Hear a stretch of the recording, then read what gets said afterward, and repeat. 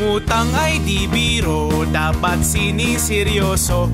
Pursigidong bayaran, hindi tinataguan.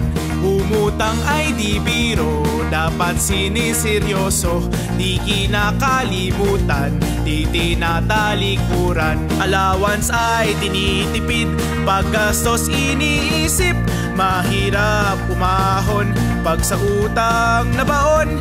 Nang makabayad utang, magbaon sa eskwelahan. Magdagdag kaperahan, rumakit pa minsan-minsan.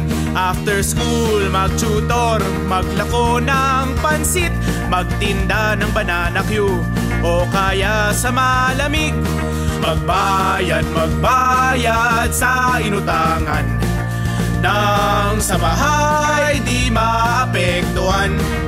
At mag-ipon ng todong ilas, nang gumanda ating bukas.